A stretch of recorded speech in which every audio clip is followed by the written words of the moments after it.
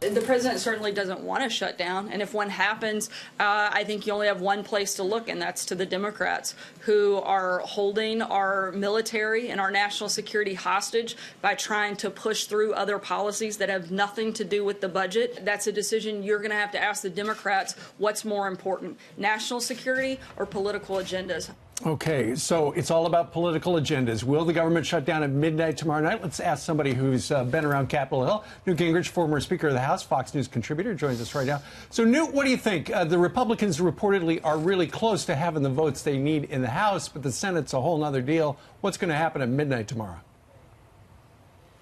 Well, my guess is the government's going to stay open. Speaker Ryan has put together a very clever package, which includes extending the children's health program. It includes postponing 3 taxes for Obamacare that virtually everybody in both parties are opposed to. I think it's going to be very expensive for Democrats in the House to go home and explain why they voted against children's health, why they voted against postponing these taxes that are very unpopular.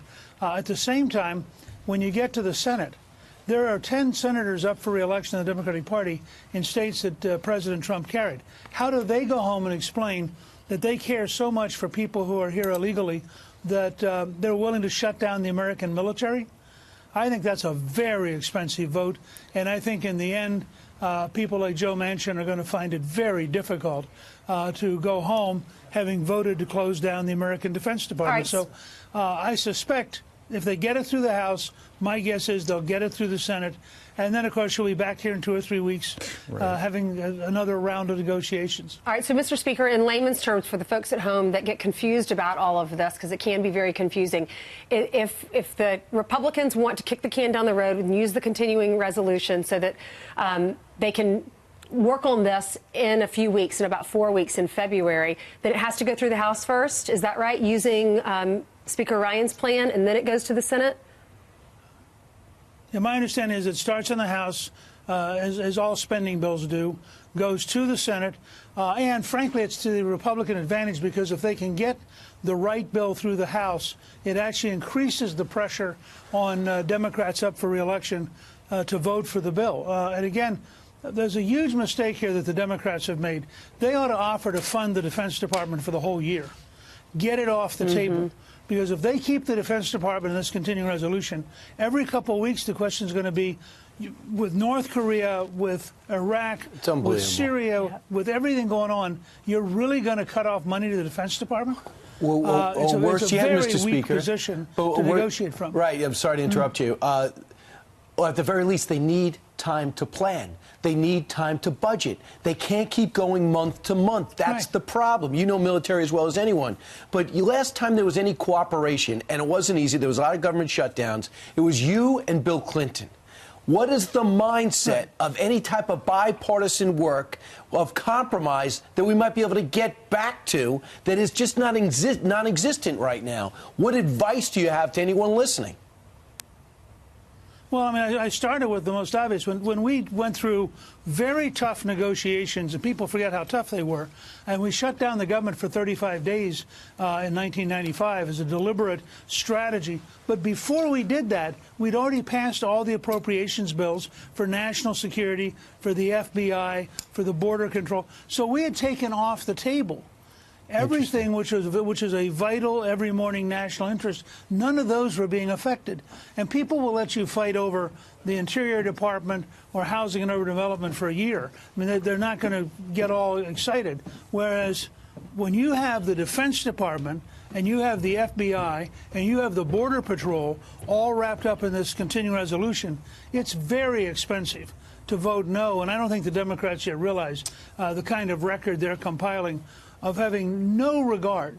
You just had a wonderful interview with people who risked their lives to help America back in 2001 and 2002. The Democrats are proving right now they have no regard for the risk they're putting young Americans in uniform at, and it is a totally destructive way to run the Pentagon, to have these every 2 or 3 week continuing resolutions. They should offer, I mean, Schumer ought to get up and offer, fund the Pentagon for a whole year. Get it off the table, because it ultimately is going to cripple his side. Let's talk about the other side. On the other side, you've got the Republicans. Jeff Flake technically is one of the Republican senators from Arizona, although he did write the anti-Trump book, and he's not running for re-elections because his poll numbers have tanked. Yesterday, he had a speech on the floor of the U.S. Senate. Only a couple of Democrats were in attendance. But, Mr. Speaker, listen to this. Here he is, where he compares the current president of the United States to Stalin. It is a testament to the condition of our democracy that our own president uses words infamously spoken by Joseph Stalin to describe his enemies. When a figure in power reflexively calls any press that doesn't suit him fake news, it is that person who should be the figure of suspicion, not the press. So there is Senator Flake sticking up for the press versus Donald Trump. Your opinion, Mr. Speaker? Well, I have the great burden, as you do, of actually caring about history. And to suggest that Stalin is the second most dangerous person in the 20th century. He killed more people than anyone except Mao Zedong. To compare him to an American president is such an absurdity that Senator Flake probably could get a job at CNN or somewhere else as a reporter, because this whole Trump derangement syndrome, which we saw the other day with questions of the physician, questions over literally crazy. That also affects some senators. It affects a lot of academics. And Trump just seems to have this effect on people. The fact is, nothing Trump has said is particularly stronger about the press than things that Lincoln would have said, things that FDR would have said, things that Ronald Reagan would have said. Strong presidents often get really angry when they have reporters who they think are being inaccurate or prejudiced or unfair. All right. Newt Gingrich today joining us. Sir, thank you very much. Have a Thank wonderful Thursday. Good to be with you.